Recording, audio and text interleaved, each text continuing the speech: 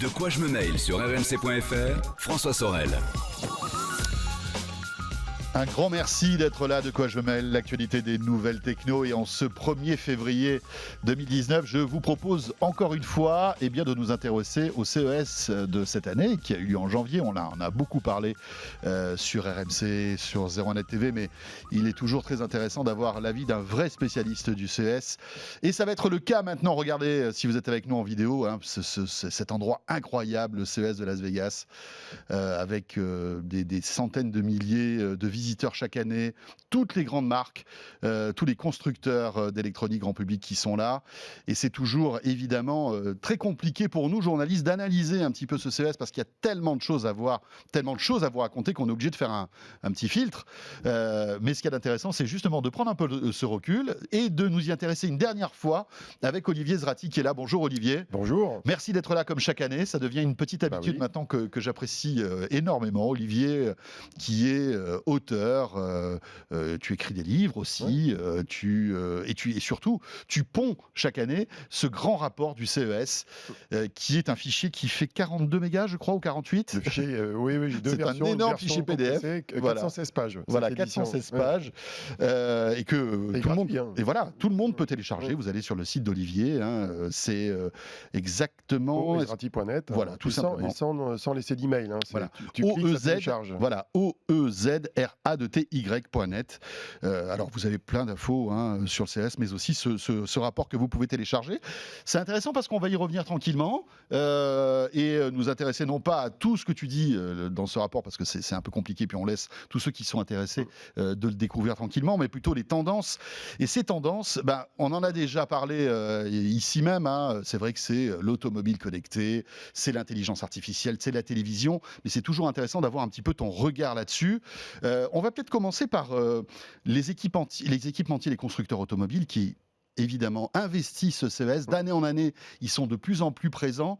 C'est ta 14e édition, je crois, de ce rapport. Ouais. Donc, c'était quoi, en 2005 peut-être que tu avais... 2006, mon premier CES. D'ailleurs, voilà. Ce qui est curieux, c'est que le hall automobile était aussi grand que celui de cette édition. C'est dingue, ça. Mais ce qui a changé, c'est ce qu'il y a dedans. Qu'est-ce qu'il y avait à l'époque, en 2006 il y avait surtout de l'audio embarqué dans les véhicules. Il y avait aussi le début de la radio satellite avec Sirius et XM, qui étaient deux sociétés séparées.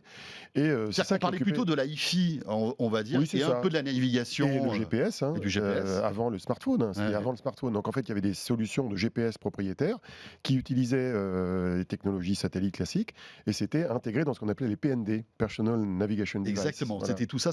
Tu as bien fait de le signaler, avant le smartphone, puisqu'on se souvient que l'iPhone était sorti en 2007. Donc voilà, c'était une autre dimension, une autre époque. Aujourd'hui, le salon, donc tu dis que c'est le même, en fait, c'est le même volume. À peu près, oui. C'est-à-dire qu'il y a toujours ce grand hall qui est toujours fascinant pour ceux qui viennent pour la première fois, avec beaucoup de véhicules et d'équipementiers. Et il y a aussi des démonstrations en extérieur avec des stands en extérieur, avec des équipementiers. Alors ils ont un petit peu changé dans le temps, mais dans cette zone-là, il y a Valeo et Faurecia qui n'étaient pas exposants au CES il y a 14 ans. On y trouve d'autres équipementiers ou des sociétés qui font des composants électroniques comme NXP, qui est très présent dans l'automobile aussi. Et alors donc là, évidemment, c'est la course à l'échalote concernant la voiture autonome, la voiture connectée. C'est pas la première année. C'est impressionnant d'année en année la progression technologique dans ce domaine-là ou pas ? En fait, elle est très très dure à estimer, à analyser quand on visite le salon. Moi, je considère que ce sujet-là, comme pas mal d'autres sujets qu'on évoquera, c'est cette espèce d'énorme puzzle. On voit toutes les pièces qui sont saupoudrées un peu en désordre dans les stands et dans les halls. Mais en fait, c'est très très difficile de comprendre où on en est en regardant ça. Alors moi, justement, quand je prépare mon rapport, je travaille tout l'automne, novembre, décembre et puis janvier, pour essayer de comprendre comment est structuré ce puzzle. Quel est le rôle des équipementiers de capteurs, les lidars, les radars, qui essayent chacun de se concurrencer, qui font des progrès d'année en année. Mais les progrès sont faibles. C'est incrémental, en fait. C'est incrémental. Ouais, donc, par exemple, les lidars, ils voient plus loin, ils sont plus précis. Les radars concurrencent les lidars. Les caméras dans le visible complètent les lidars. Il y a la miniaturisation aussi, peut-être. Ça se miniaturise. Le prix est censé baisser, mais les productions n'ont pas forcément toujours démarré en volume. D'ailleurs, j'ai découvert l'année dernière une chose assez étonnante, c'est que les lidars les moins chers du marché, en fait, certains viennent de chez Valeo, qui équipent déjà les Audi aujourd'hui. Et c'est pas très connu. Les lidars plutôt chers, ils viennent de Velodyne, qui est une boîte américaine. Donc il y a cette couche-là. Au-dessus, tu as la couche de l'intégration, ce qu'on appelle le sensor fusion. Comment on intègre toutes les données qui viennent de tous les capteurs. Il y a des boîtes spécialisées. Après, il y a le calculateur de bord qui va décider où est-ce qu'il faut tourner à droite, accélérer, etc. Puis après, il y a la liaison avec les télécoms. Et tout ça, c'est plein de briques technologiques. Et puis, il y avait un sujet qui émergeait cette année, en tout cas plus que les années précédentes, c'était toute la question de la cybersécurité. Avec tout un tas de sociétés, y compris Panasonic, par exemple, qui n'est pas très connu pour ça, Harman, qui est une filiale de Samsung, qui présentait des solutions de sécurisation de véhicules connectés. Parce que plus le véhicule est connecté, plus il y a de capteurs dedans, plus il y a de liaisons 4G, 5G, plus il y a de vulnérabilité. Donc, il y a des boîtes spécialisées pour la protection du véhicule. Et oui, il faudra un antivirus sur sa voiture autonome. C'est plus qu'un antivirus, hein, c'est plutôt VPN. C'est un truc bien costaud. Proxy, antivirus, protection. Mais est-ce qu'on y est presque ou pas, la voiture autonome? Je posais la question la semaine dernière à Luc Julia, que tu connais aussi, qui est l'un des papes de l'intelligence artificielle, etc. D'ailleurs, je vous invite à lire son livre, hein, si vous ne l'avez pas encore découvert. On en parlait la semaine dernière, qui lui dit on n'y est pas encore. À ton avis? C'est clair qu'on n'y est pas encore. Moi, je renvoie la question un peu comme un jésuite en disant que ça dépend de l'endroit où on veut la mettre. Aujourd'hui, on a bien des Navia qui circulent dans des endroits où il y a peu de véhicules et peu de piétons. Donc, en fait, la grande question qui se pose pour le déploiement des véhicules autonomes, c'est de savoir dans quel environnement on les déploie. Et typiquement, est-ce qu'on les déploie dans un environnement classique, genre avenue des Champs-Élysées, périphérique ou place de l'Étoile, ou est-ce qu'on les met dans un endroit où il y a peu de véhicules conduits par des humains, peu de piétons, peu de cyclistes. Et donc, en fait, ça dépend. Par exemple, en Chine, il y a une autoroute qui est en train d'être construite, je crois, autour de Shanghai, dont une des voies va être dédiée aux véhicules autonomes. En fait, plus on va isoler les véhicules autonomes, plus on pourra les déployer. C'est ça. Plus ils seront dans un environnement hétérogène avec des humains, plus ce sera difficile. Plus ce sera la catastrophe. La catastrophe, ou en tout cas problématique. Donc la grande question, c'est de savoir quelles décisions collectivement les États, les villes vont prendre dans finalement l'isolation des véhicules autonomes ou le mélange des deux mondes en fait finalement, parce que c'est le mix de deux mondes. Mais le problème, c'est pas les véhicules, c'est l'humain. Ouais, c'est ça. Le problème, c'est comment on mélange l'irrationalité de l'humain avec la rationalité du véhicule. Voilà. Et oui, parce que nous, c'est vrai que des fois, on passe un petit peu à l'orange, alors que la voiture autonome, elle va être prudente, elle va ralentir. Elle saura que grâce à des algorithmes, il faut s'arrêter à l'orange. D'ailleurs, nos algorithmes, nous, ils sont pas tout à fait les mêmes. Et il y a eu un faux accident organisé pendant le CES par une boîte de robots russe, Promobot. Ils ont lancé un communiqué de presse en disant notre robot a été renversé par une Tesla autonome. C'était entièrement fake. C'est pour faire du bruit. C'est pour faire du bruit. Voilà. Ça a marché d'ailleurs, hein, puisque... Il y en a quelques-uns qui ont mordu l'hameçon. Alors, ça c'est l'auto-autonome, c'est sympa, on pourra en parler pendant des heures, mais il y avait aussi... Alors, c'est pas la première année qu'on voit ces espèces de drones autonomes qui sont là pour transporter des personnes. Tout à fait. Mais cette année... On a l'impression qu'il y a une multiplication d'acteurs qui sont sur ce domaine. Et quand on leur pose la question, eux, c'est sûr, ça va exister. Dans quelques années, on prendra un petit hélico, peut-être au début avec un pilote, mais à terme, il n'y en aura plus. Il nous déposera, par exemple, à l'aéroport en 20 minutes et on évitera les embouteillages. Alors, paradoxalement, il n'y en avait pas plus cette année que l'année dernière. Ouais, c'est bizarre, moi j'avais cette impression. Tiens, parce qu'il y a cette espèce d'énorme hélicoptère de Bell qui occupait un grand stand dans le hall nord. Mais, avec Safran, qui est dans le... Safran, Thales aussi, qui fait l'avionique. Donc c'est intéressant de voir des équipementiers français qui sont dedans.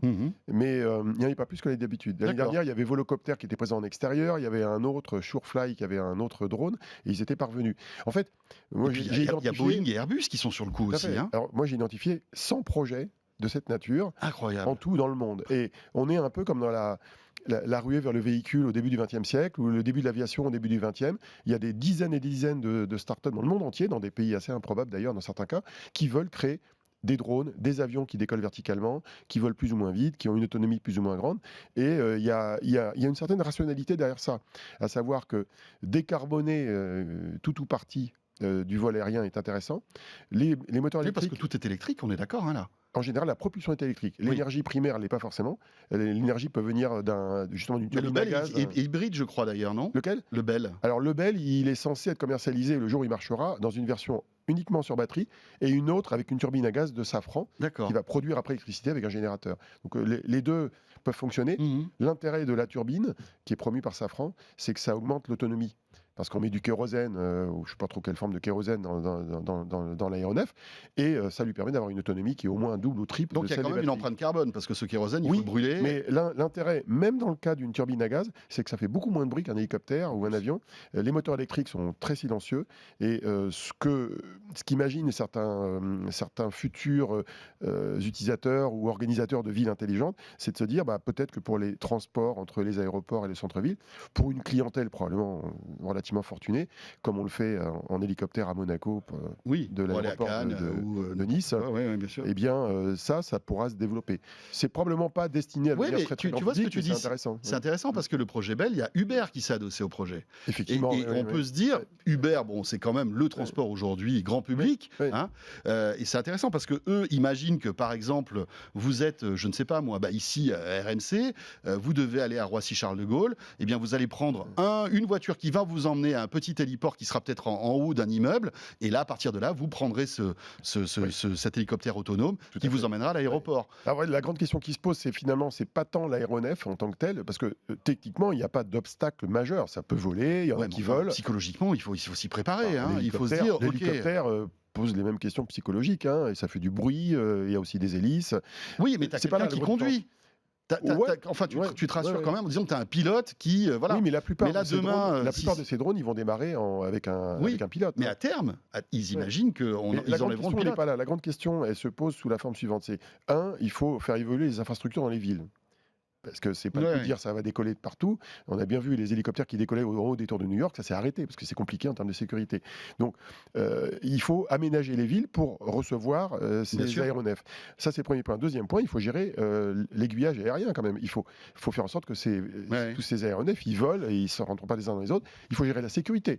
Il faut se poser la question du qu'est-ce qui se passe quand le moteur tombe en panne. Et j'ai découvert qu'il y a deux manières de protéger les passagers. Il y en a une qui est assez originale que les hélicoptères n'ont pas aujourd'hui. Non, on met des parachutes. Des parachutes dans ces systèmes. Ah ouais. Et alors, par exemple, les turbines s'arrêtent et qu'on est dans les airs, il y a des parachutes qui se mettent en route. Ça pose un problème, c'est que les parachutes, ça marche bien que si l'hélicoptère il tombe de 150 mètres minimum. Et il y a d'autres systèmes de sécurité qui sont prévus sur les chutes à moins de 150 mètres d'altitude. Et là, c'est carrément des espèces d'airbags qui vont exploser. Et qui vont protéger la chute sur Terre. Donc ça, c'est une autre forme de sécurité qui est étudiée par les équipementiers. Et j'ai trouvé au moins 3 boîtes qui travaillent là-dessus. Mais oui, parce que ça rassurera évidemment les passagers, le fait de se dire que s'il y a un problème technique, il vaut mieux. Outre la redondance, on va dire, des moteurs et de toute la technologie. Une des questions classiques dans toutes les nouvelles technologies qui nous font rêver, c'est le coût. Et d'ailleurs, le CES est un salon où on voit beaucoup de nouvelles technologies qui sont séduisantes, mais qui ne sont jamais commercialisées pour des raisons qui sont économiques avant d'être techniques. On va parler de la télé 8K dans un instant, parce que c'était pas la première année aussi où on voyait des TV 8K, mais malgré tout, ça se généralise. Mais auparavant, un mot quand même aussi sur la 5G.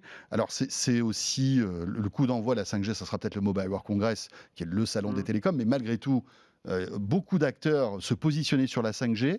Ça y est, on est prêt sur la 5G ou c'est encore un peu du bullshit La 5G, c'est une technologie qui est assez classique dans le monde des télécoms. Il faut 10 ans pour la déployer. C'est-à-dire qu'il faut d'abord que les standards soient établis. D'ailleurs, il faut savoir que les standards de la 5G ne sont pas encore tous secs.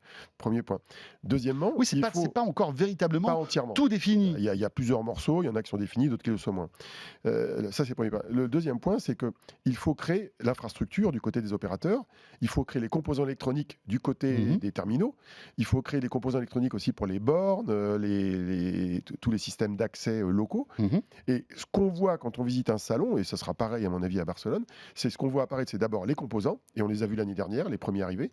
Maintenant, on voit les composants pour les terminaux, donc typiquement les Qualcomm, Huawei, Samsung ont annoncé déjà des composants qui vont équiper les smartphones de cette année. Après, avec la course au premier qui va sortir le smartphone 5G. Tous en même temps. Il y en avait sous le manteau. Je ne sais pas si tu en as vu là-bas. Il y a Xiaomi qui en a déjà préannoncé un. Samsung en présentait des prototypes. Sur le stand de Qualcomm, il y en avait une demi-douzaine qui étaient entre le proto. Et à la limite, peu importe. Parce que les technologies sont là. C'est-à-dire que les composants, les modems, les antennes, elles sont là. Donc, c'est une question de time to market, comme on dit en français. C'est-à-dire à quelle vitesse les constructeurs vont-ils sortir, premier ou pas, ces téléphones. Et en général, ce qui va se passer, c'est qu'il va y avoir une synchronicité entre l'arrivée des téléphones et les premières offres d'opérateurs. Or, tous les plans d'opérateurs en Chine, aux États-Unis, en Europe, prévoit de lancer les premières offres commerciales entre la fin de cette année et, disons, la mi-2020. Avec les US qui ont l'air d'être un peu en avance, c'est très très très réactif sur le sujet. Peut-être plus Les que la Chinois France, ont l'air non d'être plus Les Chinois aussi agressifs, parce que les D'accord. Chinois veulent à la fois, je dirais, alimenter leur propre industrie avec Huawei et ZTE, en plus en ce moment avec Bien sûr. Huawei qui est remise en question dans les pays occidentaux. Et puis quelle meilleure promo que de lancer une techno avant tout le monde dans un pays qui est... Ils ont le volume. Et Et bien les sûr. Chinois, ils ont la capacité à décider de faire Ouais. des choses vite et grand, plus rapide que nous, en Eh ben France, oui. en Europe ou aux C'est pas la même États-Unis. échelle. Hein. Mais j'ai regardé les plans de déploiement, Ouais. et les plans de déploiement sont à peu près synchrones Japon, Corée, Chine, Europe et États-Unis. Très bien, alors la 5G, on en reparlera avec le Mobile World Congress qui Bien sûr. arrive. Hein. Alors écoutez, on est début février, c'est le 25, hein, je crois, 24-25. La TV 8K, Ouais. donc là aussi, tu as un petit peu enquêté et tu es allé voir un peu tous les constructeurs de Ouais. télé. Qu'est-ce qu'il en ressort? Ça y est, c'est plié, la TV 8K, c'est le futur de la télé ou pas? Il est probable qu'on n'y coupera pas, comme la 4K, on n'y a pas coupé. Ce qui est assez surprenant, c'est que la télé 8K est actuellement promue par les constructeurs de télévision et disons par l'écosystème du hardware de la télévision, alors que la 4K n'est pas encore entièrement déployée. Je crois qu'en 2019, on va enfin avoir plus de télé 4K vendues que de télé non 4K. Donc c'est pas mal, hein. Ça a mis du temps, moi j'en entends parler depuis au moins presque une dizaine d'années, mais on a une espèce de chevauchement là d'adoption. La 8K démarre, la 4K n'est pas terminée.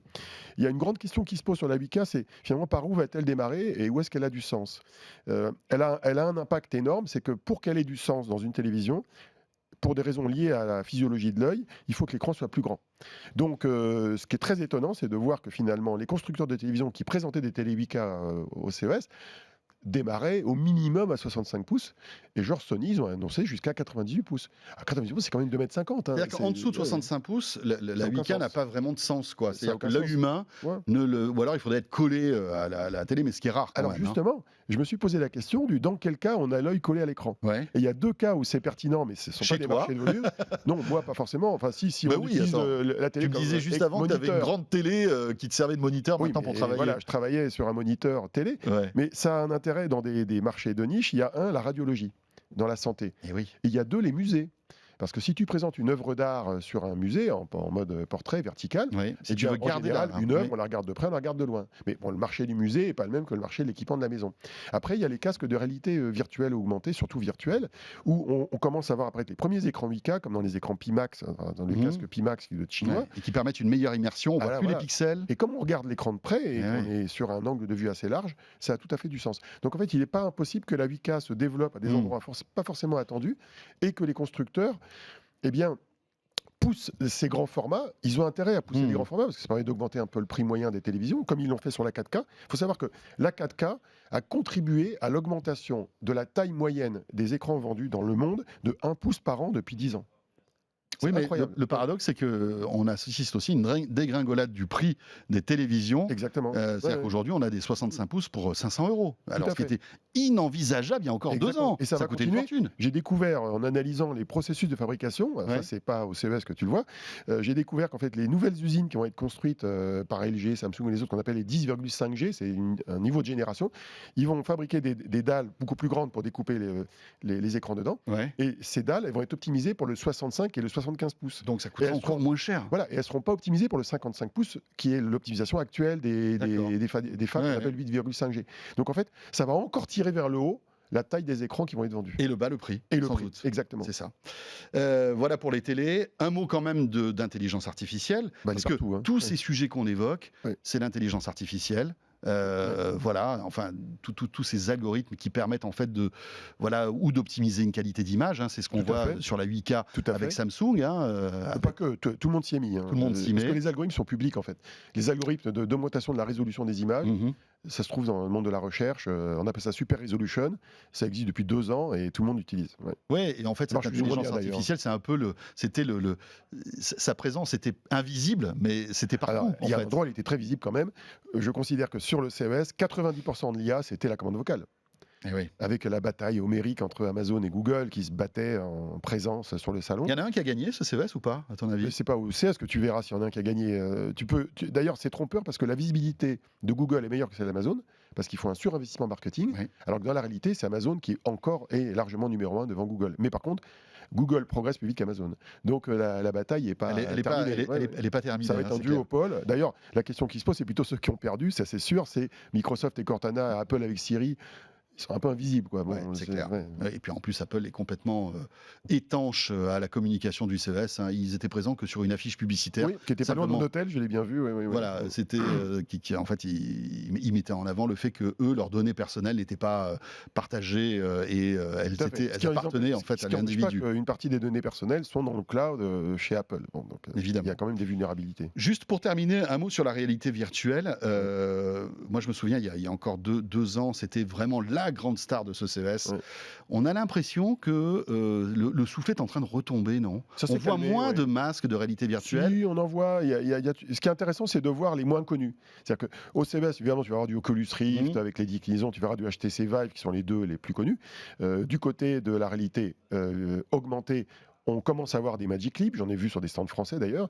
On voit des HoloLens qui sont utilisés pour des applications typiquement de rééducation dans certains cas de figure. Mais moi, je me suis intéressé aux casques exotiques. Ceux qui, par exemple, augmentent l'angle de vision. Et le grand débat, il est là. C'est comment on augmente l'angle de vision des deux types de casques pour que ce soit vraiment immersif. Alors qu'aujourd'hui, quand on a la réalité augmentée avec juste 40 degrés, c'est quand même très limité. C'est un peu limite, c'est compliqué. Hein. C'est des problèmes d'optique très compliqués à résoudre. On verra un peu ce que donne HoloLens, finalement. Puisque visiblement... Le prochain. Oui, le prochain qui est annoncé ce mois-ci. Voilà, qui arrive là très prochainement. Vous savez, les lunettes de réalité augmentée de Microsoft. Je ne m'attends pas une révolution, en tout cas en angle de vue, de ce côté-là. Ouais, mais on a l'impression que c'est moins l'effervescence autour de la réalité virtuelle qu'il y a encore 2 ans. Il y a encore 2 ans, tu sais très bien, même nous, journalistes, on était tombés dans le panneau, on en parlait énormément, etc. On a l'impression que là, on n'arrive pas à trouver les usages. C'est de regarder ce qu'il y a autour. Au CES, la réalité virtuelle, elle est plus vivante par les accessoires. De gamers, alors typiquement des chaises à mouvement, c'est ça, la 4D en quelque sorte. Des vestes, il y avait une start-up israélienne qui s'appelle Woodjet qui propose une veste qui vibre dans tous les sens pour créer des sensations. Oui, et tu reçois des impacts de balles. Voilà. Et donc sympa. En fait, c'est pour les joueurs. Alors, bien sûr. Et en même temps, il faut regarder ce qui se passe du côté professionnel. Ce rapport que je vous conseille, qui est passionnant, alors franchement, je vous invite à le lire en plusieurs fois parce qu'il est Maous costaud, mais franchement, si vous êtes un fan de nouvelles technologies, vous serez vraiment passionné par ce rapport, le rapport d'Olivier Zrati qu'on retrouve sur son site. Olivier, merci. Merci, à la prochaine. C'était un plaisir, à la prochaine. Au pire, ce sera en janvier 2020, ou février 2020, et peut-être un peu avant. Merci en tout cas, Olivier. Et ce de quoi je me mêle est terminé. Merci de nous suivre comme chaque week-end sur rmc.fr pour la version audio et la version vidéo qui vous attend sur 01net TV et sur YouTube. On sera là, bien sûr, le week-end prochain, le vendredi, vous le savez. À très vite. De quoi je me mêle sur rmc.fr et 01net TV.